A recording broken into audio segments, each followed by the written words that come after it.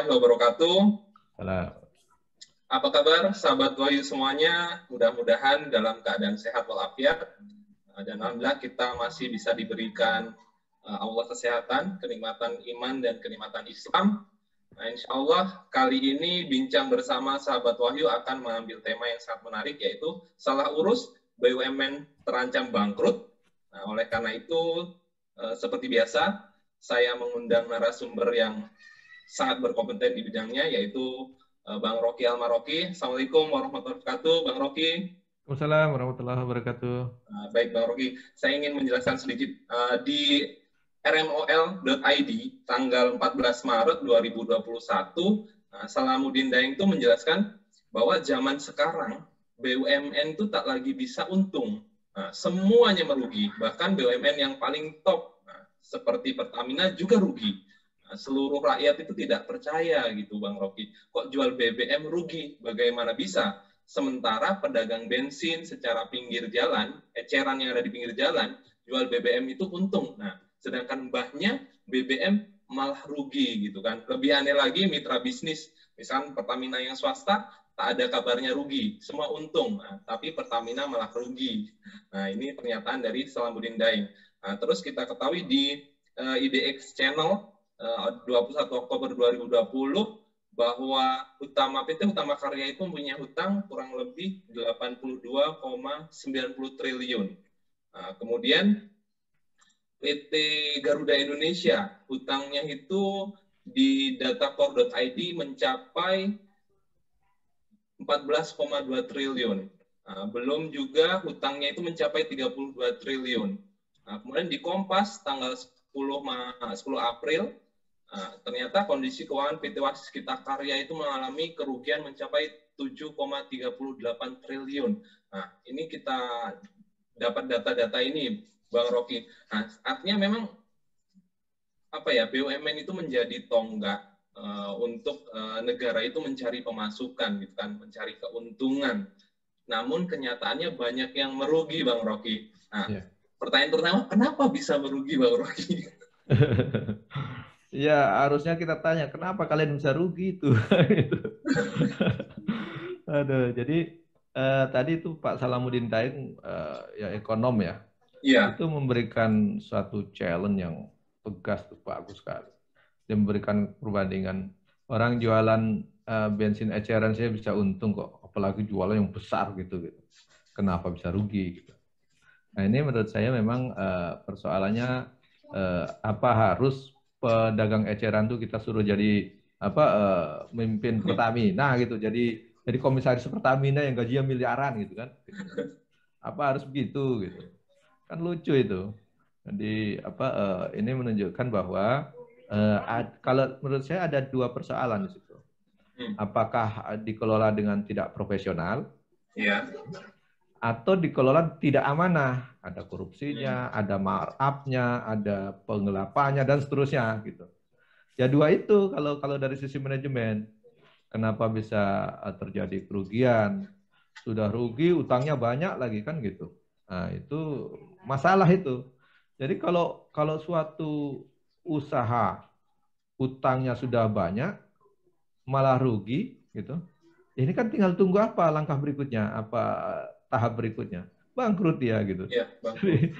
Jadi gimana coba? Jadi kalau menurut saya kenapa bisa rugi? Ya karena tidak dikelola dengan profesional. Apa bisa kita tunjukkan tidak profesional? Kalau kita lihat secara profesional gajinya sih profesional rata-rata. Gitu. Tapi apakah kinerjanya profesional? Kita juga justru pertanyakan karena kita rasa publik tahu lah itu bahwa rata-rata itu para pejabat di BUMN yang jadi komisaris itu kan tidak orang-orang profesional semua gitu. Bukan ahlinya artinya. Bukan ahlinya, justru banyak tim sukses yang masuk ke situ kan gitu. Semua inilah tahulah itu kenapa artinya ada orang mereka menjabat karena jabatan politik begitu Pak. Iya betul. Jadi kan kita tahu lah itu banyak sekali pejabat-pejabat komisaris BUMN itu kebanyakan kan tim sukses kemarin gitu ya yang menjadi pendukung rejim ini kampanye berkeringat gitu ya. Hadiahnya jadi komisaris gitu kan. Jadi komisaris itu lebih banyak diisi oleh jabatan apa ya bagi-bagi kursi lah gitu ya. Jadi akhirnya ya bagaimana dia mau mengawasi dengan baik, bagaimana memanajemen dengan baik. Kalau pengisian jabatan-jabatan situ tidak diisi secara profesional. Nah dari situ aja kita bisa mengukur bahwa memang ini ada masalah besar. Ngisi orang jadi pucuk-pucuk pimpinannya saya tidak profesional gitu. Gimana memaksa yang sampai ke level bawah. Jadi ini menunjukkan bahwa kita salah urus lah. BUMN kok dijadikan ajang untuk balas budi bagi tim sukses terus ditaruh di masing-masing BUMN. Berapa banyak itu BUMN semua hampir diisi oleh para tim sukses. Ini efek dari sistem demokrasi yang mahal dengan biaya yang mahal, kampanye yang mahal dan seterusnya. Akhirnya pemimpin-pemimpin yang hasil pesta demokrasi itu punya banyak utang budi kepada para tim suksesnya gitu. Bisa tim suksesnya dibayar dengan dikasihkan dengan jabatan seperti itu, atau bisa juga diberikan kompensasi proyek-proyek tertentu gitu. Nah ini menunjukkan memang ada persoalan besar dalam mengurus BUMN gitu. Jadi tidak profesional pertama itu. Kalaupun ada yang profesional mungkin yang level lain yang mungkin dari dulu dia mengelola itu. Tapi kalau dipimpin oleh orang yang tidak profesional, orang yang profesional sekalipun bisa akhirnya memaksakan diri atau menggadaikan keprofesionalitasan mengikuti arahan yang tidak profesional gitu. Jadi, tapi jika misalkan ya mungkin untuk level komisaris, tapi mereka misalkan mempunyai jawaban bahwa kami mempunyai tenaga ahli, Bang Rocky. Ya, tenaga ahli yang namanya di bawah tidak jadi top leader, tidak jadi pimpinan pengambil kebijakan, dia nggak akan bisa berbuat apa-apa. Betapa banyak orang yang ahli, dia harus dipimpin oleh orang yang tidak ahli karena posisi jabatannya. Misalnya antum seorang ahli kesehatan misalnya, tapi yang memimpin antum tidak tahu kesehatan. Dia bilang nggak usah itulah, beli itu yang begini aja gitu barangnya. Dia bilang ya, ini pengambil keputusannya, Bang Rocky. Pengambil keputusannya tidak ahli situ, tidak paham betul. Akhirnya apa hasilnya kan gitu. Jadi begitu banyak kebijakan yang dikeluarkan yang tidak didasari oleh keahlian dan profesionalitas tertentu, sehingga kebijakan itu jauh dari hasil yang diinginkan secara profesional. Lebih banyak termuatan bukan karena profesional, tapi kepentingan politik. Ada itu posisinya. Nah ini makanya saya bilang ada indikasi begitu. Jadi pertama memang kenapa bisa rugi? Tadi disindir tadi orang yang tidak punya gelar banyak, sekolah tinggi, jualan bensin saya bisa untung gitu. Nah, gitu. Maksudnya jualan pisang goreng bisa untung gitu. Ini kok orang yang punya gaji besar, kemudian katanya punya pengalaman banyak, manajemennya bagus, tapi ngurus bisa rugi, bahkan bukan hanya rugi, meninggalkan hutang yang banyak. Ini kan memprihatinkan gitu ya. Nah baik, menarik terkait hutang ini Bang Rocky. Misalnya kita lihat PT Waskita Karya sendiri hutangnya mencapai PT Hutama Karya utangnya mencapai 82,90 triliun. Kemudian Pertamina itu mencapai 580 triliun. Total hutang Pertamina jangka pendek dan jangka panjangnya Bang Rocky. Apakah memang dari hutang-hutang ini juga menjadi penyebab utama yang dampaknya itu bisa sangat merugikan BUMN dalam negeri ini, Bang Rocky? Ya, di mana-mana namanya orang berhutang itu kepalanya tidak bisa mendongak ke atas kepada si pemberi hutang. Jadi hutang di mana-mana itu jadi alat untuk menekan orang yang diberi hutang.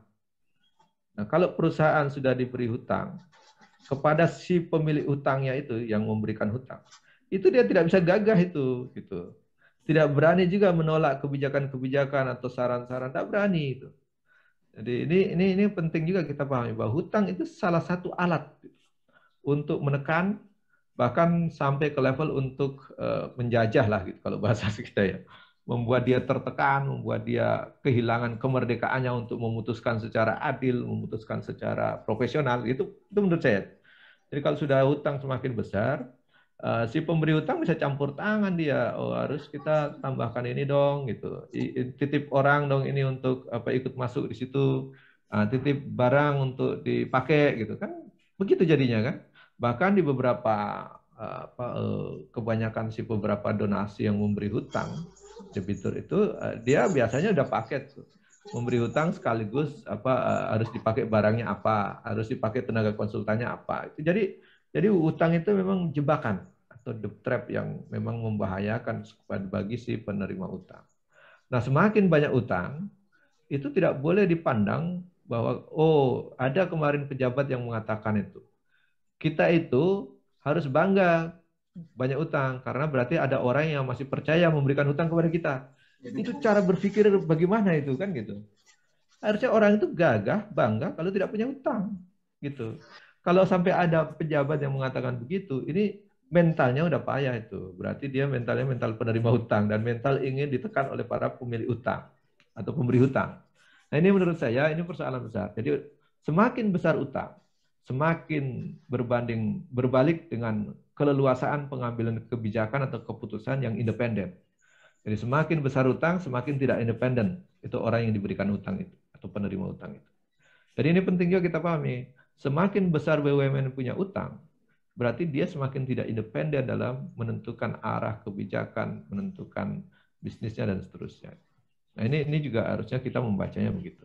Baik, idealnya memang ada dua catatan, Bang. Yang pertama profesionalisme, yang kedua utang. Nah, yang ketiga ini apakah korupsi juga menjadi salah satu faktor yang paling bertanggung jawab dengan kerugian-kerugian BUMN, Bang Rocky?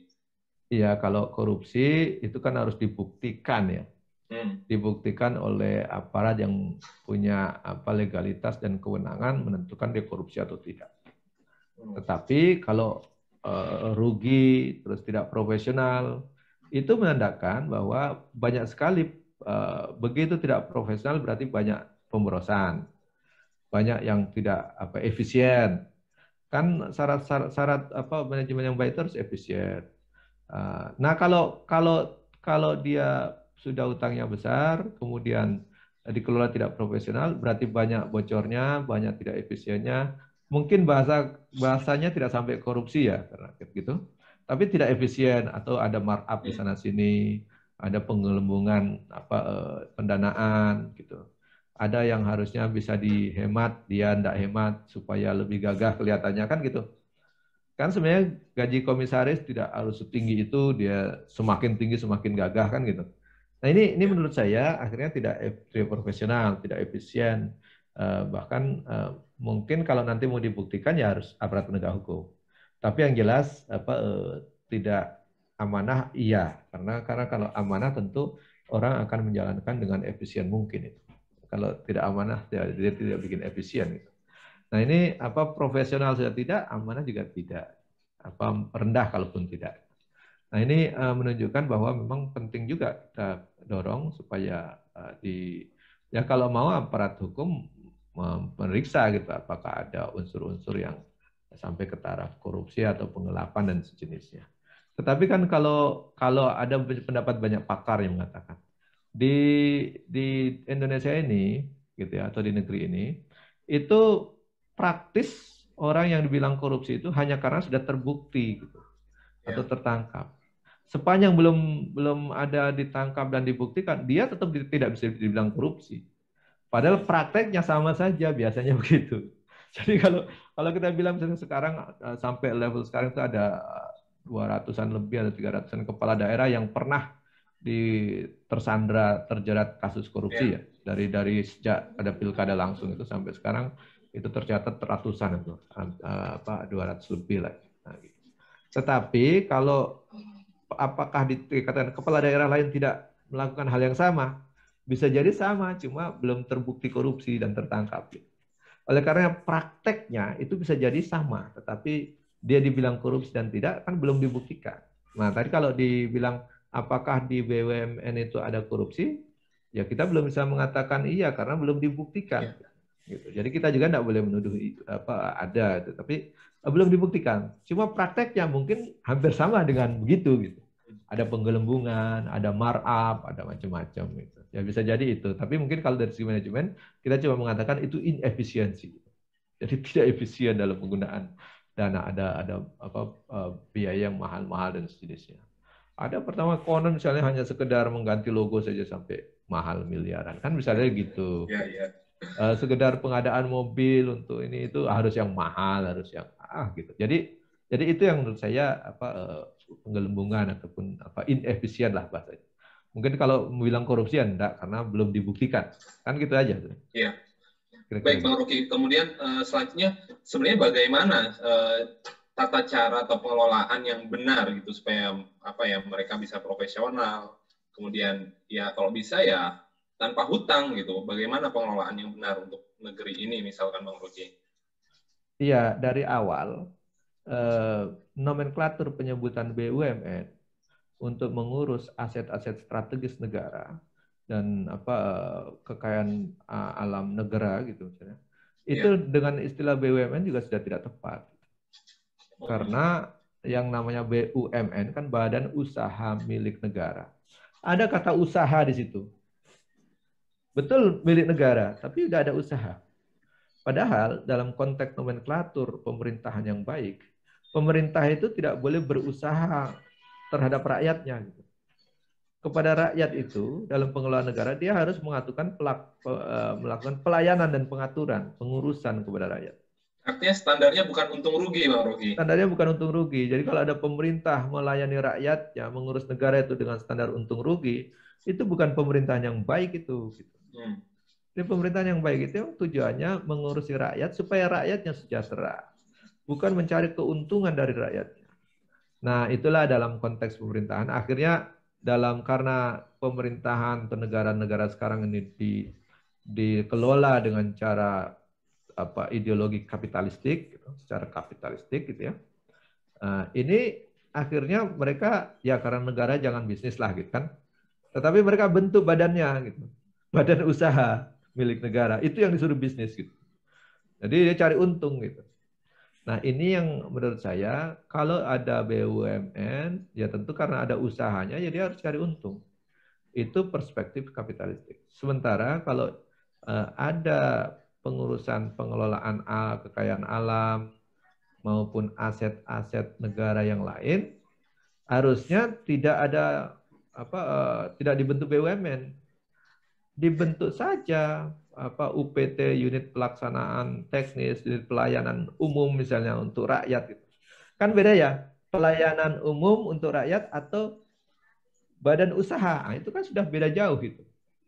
Jadi, kalau badan usaha kan orientasinya ya namanya usaha, harus ada untung. Tapi kalau untung, ya? Iya, kalau pelayanan umum untuk masyarakat kan memang harusnya melayani.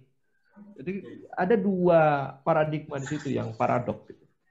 Jadi kalau BUMN ya memang orientasinya harus cari untung gitu. Padahal dia milik negara. Padahal negara itu harusnya tidak cari untung gitu. Gitu posisinya. Nah, cuman ini, perspektifnya Bang Rocky bahwa negara juga memerlukan dana, Bang Rocky. Ya, betul. Nah, ini negara tentu perlu dana untuk menjalankan urusan, mengurus, mengatur, melayani rakyatnya. Betul, itu perlu dana. Tetapi sumber pendanaannya juga tidak harus seperti itu gitu. Ini karena tadi ya, karena sistem kapitalistik akhirnya orientasinya adalah mencari untung, gitu. Tidak melayani. Sementara dalam konteks pelayanan masyarakat itu kan sumber dananya bisa diambil juga dari kontribusi partisipasi dari masyarakat itu sendiri. Gitu. Nah, saya ingin menggambarkan bahwa kalau kita ingin mereview sejarah gitu ya, bagaimana pemerintahan di masa Nabi dan masa para sahabat dan masa kekhilafahan itu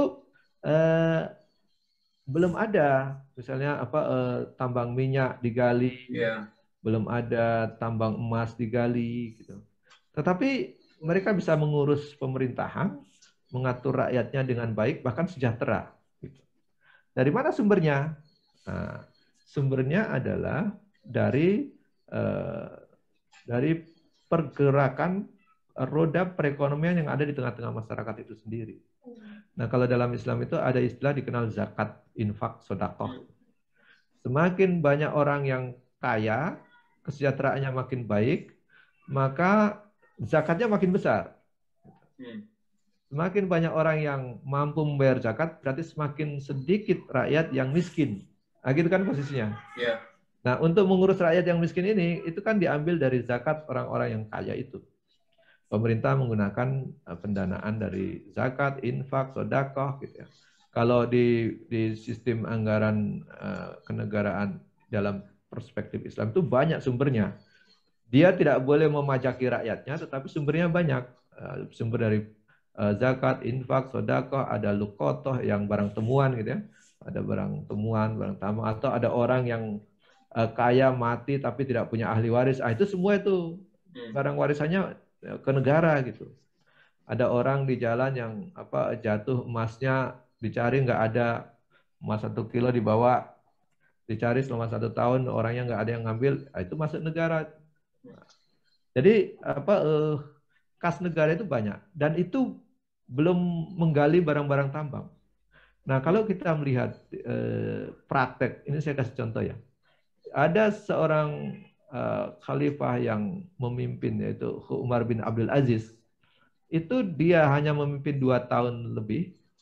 Ya, dia sudah berhasil membuat rakyatnya itu sejahtera semua. Semua bisa membayar zakat. Karena semua membayar zakat, tidak ada yang mau berhak menerima zakat. Akhirnya apa? Uang di kas negara itu berlimpah sampai bingung menggunakannya. Pertanyaannya, sekarang ada nggak pemerintahan yang begitu?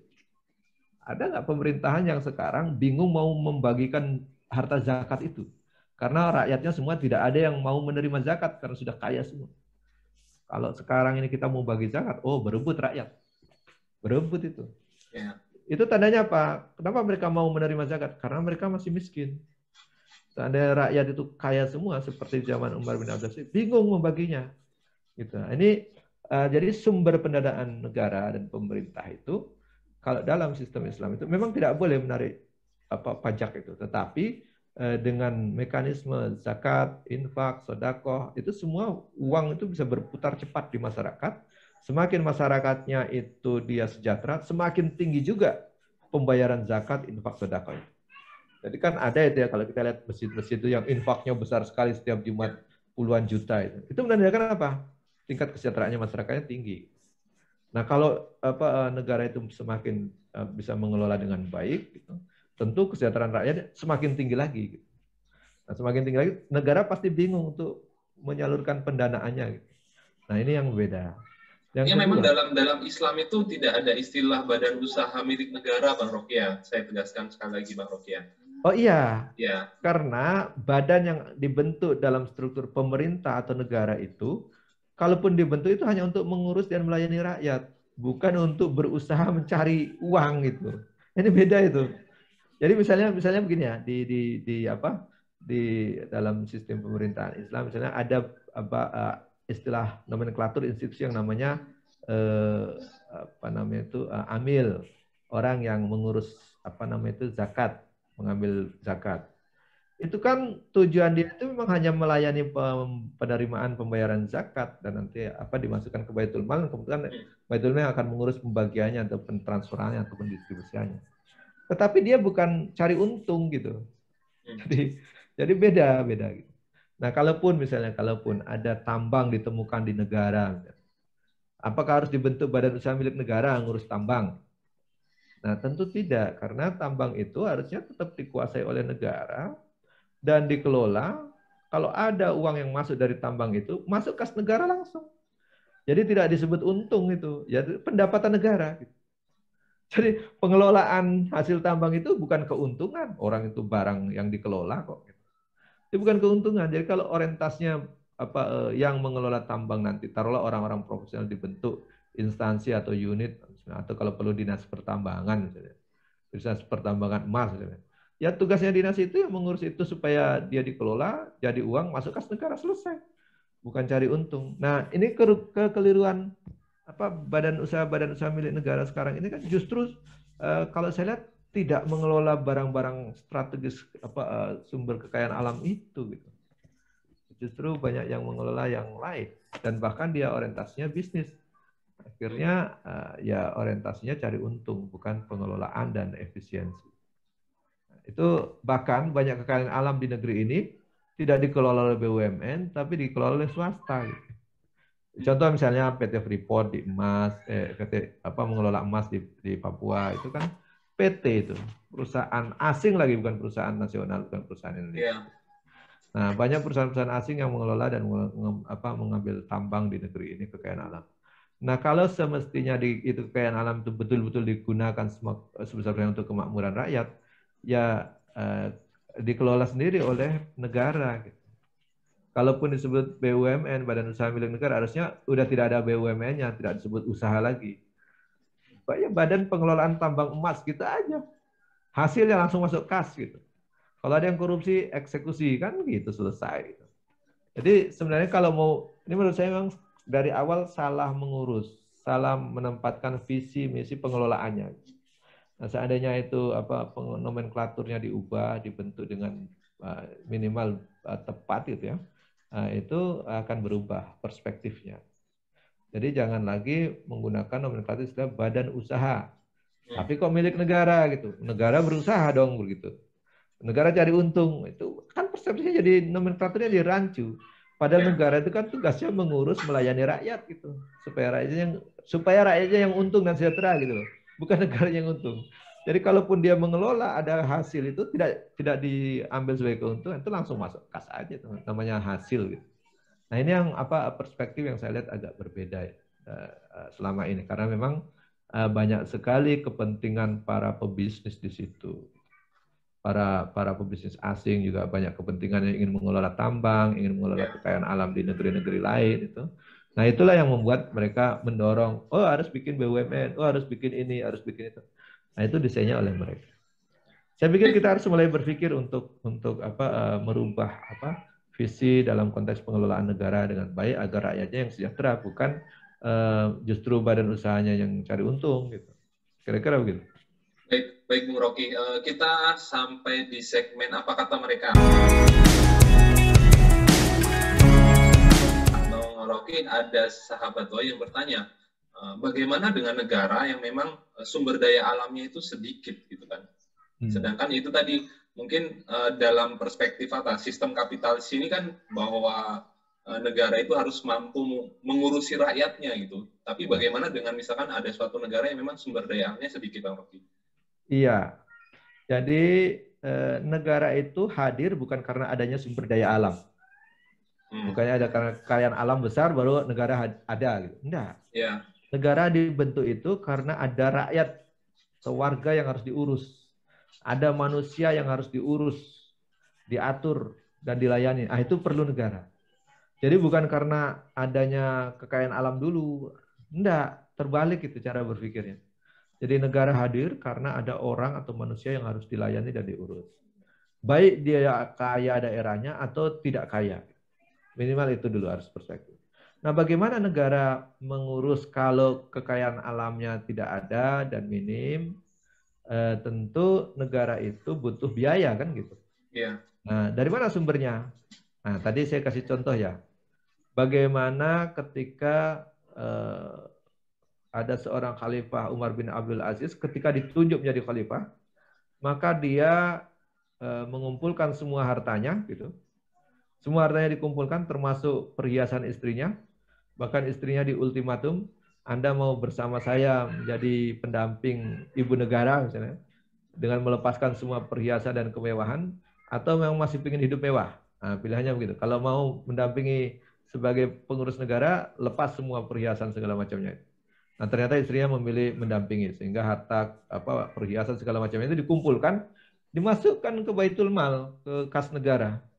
Nah, ini mungkin tidak ada pejabat yang seperti itu sekarang. Jadi saya berharap, saya berpingin punya gambaran misalnya. Tiba-tiba presiden atau Pak Jokowi atau siapapun nanti dia mau pas diangkat jadi presiden, dia kumpulkan semua mobil, uang semua diserahkan ke kas negara, dijual, dimasukkan semua kas negara. Sehingga dia hanya bermodalkan dirinya untuk mengurus negara. Nah, itu kalau itu terjadi, itu rakyat akan mudah sejahtera. Faktanya kebanyakan pejabat saat ini masih pingin untuk memiliki kekayaan. Nah, itu persoalannya gitu. Nah, kalau negara dari mana sumbernya dengan begitu? Faktanya dengan waktu yang hanya 2 tahun lebih, itu Khalifah Umar bin Abdul Aziz bisa tanpa ada sumber kekayaan alam yang digali dari penduduk dari negaranya. Belum ada tambang emas digali, tambang minyak digali, tidak ada. tapi dengan menggunakan potensi yang ada, kemudian dilayani dengan baik, dan pejabatnya menggunakan pola hidup yang memang tidak mewah-mewahan, hanya dalam waktu 2 tahun tidak ada lagi pejabat rakyatnya yang miskin. Ukuran miskinnya sederhana, ketika ingin membagi zakat, tidak ada lagi rakyat yang berhak menerima zakat. Bahkan semua rakyat membayar zakat. Kalau rakyatnya membayar zakat, infak, sedekah dengan besar, bingung, kas negara penuh dengan zakat, infak, dan sedekah, uang semua, harta semua masuk di situ, tinggal mau dibagikan kemana? Bingung. Nah, tinggal digunakan untuk kemakmuran yang lain. Nah, sementara tadi kalau itu dilakukan, sekarang ini kan kebanyakan negara itu berperspektif atau bervisinya, orientasinya itu negara-negara dengan perspektif kapitalis. Sehingga orientasinya harus ada uang dulu baru bisa kerja dan bisa bergerak. Padahal kalau mereka tidak prinsipnya kapitalistik, semestinya pelayanan dulu dijalankan. Mengurusi rakyat dengan baik. Rakyat nanti akan memberikan feedback dengan perputaran ekonomi, dengan sumbangan, dengan infak, sedekah, zakat. Nah, itu persoalan. Namun kalau sekarang model sekarang negara kapitalis kan orang belum apa-apa sudah dipajaki duluan. Misalnya kasih contoh ya, antum mau berusaha nih, mau membuka warung misalnya kan gitu, buka warung toko misalnya, agen apalah minyak misalnya. Baru mau berusaha kan harus ngurus izin tuh, harus bayar ini, bayar itu, bayar ini, bayar. Padahal belum ada hasil usahanya itu, gitu. Itulah cara kapitalis. Negara sudah menghisap duluan, memajaki orang yang baru mau berusaha. Nah, kalau dalam sistem Islam tidak begitu. Orang yang berusaha diberi keleluasaan, dia nanti setelah ada hasilnya, dia baru bisa membayar infak, zakat, sedekah dan sejenisnya. Jadi tidak dipajaki. Nah, ini beda cara negara kapitalis dengan cara negara dalam konteks perspektif Islam. Ada bedanya di situ. Satunya memang orientasinya untuk mengurus rakyat, melayani rakyat, gitu, dan meriaya rakyatnya dengan baik. Satunya memang dari awal ingin mencari pendapatan dari rakyatnya, atau bahkan ingin berbisnis dengan rakyat. Nah, itu yang membedakan. Jadi ada paradigma yang keliru di situ. Kalau mengatakan kalau negaranya itu tidak punya potensi kekayaan alam dan seterusnya, itu tidak pengaruh kalau dalam sistem pemerintahan. Makanya saya bilang tadi, negara itu dibentuk bukan karena adanya kekayaan alam, bukan. Karena adanya rakyat yang harus diurus, makanya dibentuklah pemerintah. Nah, begitu.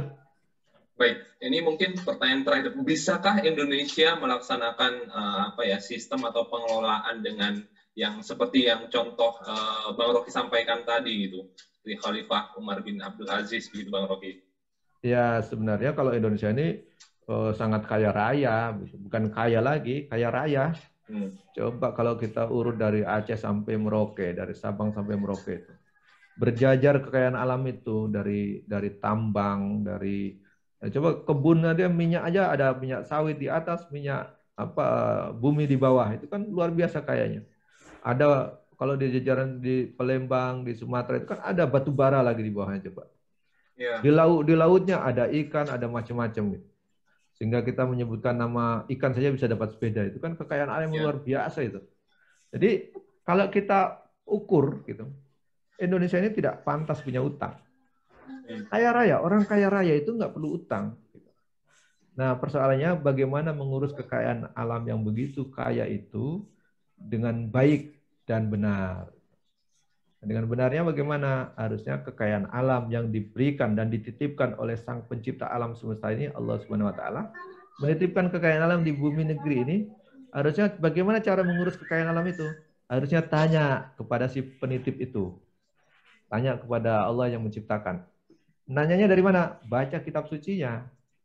Oh, kalau mengurus kekayaan alam itu yang terkait dengan kepemilikan umum, harus tidak boleh diserahkan kepada individu. Nah, jadi dalam Islam itu ada harta kepemilikan itu ada 3 model itu. Ada yang bisa dimiliki oleh individu, orang boleh memiliki rumah, boleh membeli tanah, itu boleh untuk pribadi. Tapi ada yang sifatnya itu tidak boleh dimiliki oleh individu dan harus dikelola secara bersama. Misalnya barang tambang, laut, pantai, danau, itu tidak boleh ada yang memiliki secara individu karena itu hak rakyat. Hak semua orang yang dititipi oleh Tuhan, oleh Allah Subhanahu wa taala untuk bisa menikmati kekayaan itu semua. Jadi semua rakyat harus punya akses yang sama, tidak boleh ada yang menguasai atau memilikinya. Nah, fungsi negara mengaturnya di situ supaya semua bisa punya akses yang sama. Tidak boleh diserahkan. Misalnya ada tambang minyak dan gas tuh. Tidak boleh diserahkan kepada swasta, apalagi swasta asing. Tidak boleh. Harus dijaga, dikuasai, diatur oleh negara, gitu ya. Hasilnya masuk kas negara untuk rakyat. Nah, gitu. Jadi itu kalau kelola itu dengan baik, saya pikir kaya raya sekali kita. Nah, ketiga memang kepemilikan yang memang hanya milik negara. Tidak boleh dimiliki individu, tidak boleh dimiliki oleh swasta. Misalnya kantor pemerintah, itu kan tidak boleh dimiliki individu. Jangan juga kantor pemerintah malah disuruh bangun swasta, nanti swasta yang mengambil sewanya, itu kan tidak benar juga itu. Masa negara menyewa kantor ke swasta. Nah, ini menurut saya ada paradigma itu yang butuh kita jadikan tantangan kita, minimal kita punya perspektif baru gitu ya, bahwa pengelolaan negara dan pengelolaan kekayaan alam itu masih banyak cara mengelola yang lain yang memang sebenarnya kita bisa bertanya kepada pengelolaan kekayaan alam. Tentu kita bertanya kepada orang yang kepada pihak yang menitipkan kekayaan alam itu kepada kita yang kebetulan ada di negeri ini. Siapa yang memberikan kekayaan alam itu? Tentu yang menciptakan Allah Subhanahu wa taala, Tuhan yang semesta alam, pencipta semesta alam ini. Bagaimana mengelolanya? Ya tentu kita harusnya buka bukunya gitu. Bagaimana mengelola kekayaan alam ini yang sesuai dengan keinginan aturan yang menciptakan kekayaan alam itu. Ya itu harus buka kitab suci. Nah, ini kebanyakan kita ini kan sok pinter gitu. Jadi bagaimana mengelola? Wah, kita nggak perlu buka kitab suci nih. Kita menurut pendapat kita. Gitu. Nah, itu persoalannya. Akhirnya pendapat kita datang orang asing bilang, oh pendapat Anda kurang tepat nih. Pendapat yang betul ini. Gitu. Cara mengelolanya. Bikin perusahaan, bikin supaya perusahaan asing bisa masuk dan seterusnya. Ikut lagi pula itu kan. Jadi itulah saya pikir kesalahan dan yang sudah terjadi harusnya segera diperbaiki. Paradigma baru harus ditawarkan, diberikan perspektif baru. Mudah-mudahan bisa ada perubahan. Kalau kita berubah melakukan pengelolaan ini, saya pikir negeri ini bisa jadi lebih baik. Amin. Baik, Bung Rocky, sepertinya kita sudah sampai di penghujung acara. Luar biasa sekali bincang santai kita dan hangat pagi hari ini. Mudah-mudahan bisa diterima oleh seluruh sahabat Wahyu. Dan pembahasan ini juga mudah-mudahan bermanfaat bahwa artinya memang BUMN dalam perspektif yang saat ini itu salah gitu, di mana memang negara yang seharusnya berfungsi itu untuk melayani urusan rakyat gitu, mengelola sumber daya alam gitu dan memanfaatkan untuk kepentingan rakyat, bukan dengan istilah usaha ataupun mencari untung gitu kan, apalagi rugi. Nah, itu sangat salah gitu Bang Rocky ya. Ya. Baik, mungkin sekian dulu untuk bincang bersama sahabat Wahyu episode ke-28 kali ini. Saya ucapkan terima kasih banyak, jazakallahu khairan katsiran Bang Rocky Al-Maroki. Yep. Dan sama-sama. Saya juga ucapkan terima kasih kepada seluruh sahabat Wahyu yang setia membersamai saya. Kami ucapkan apabila ada kesalahan, kami mohon maaf. Dan kepada Allah kami mohon maaf ampun. Wabillahi taufiq wal hidayah. Assalamualaikum warahmatullahi wabarakatuh. Waalaikumsalam warahmatullahi wabarakatuh.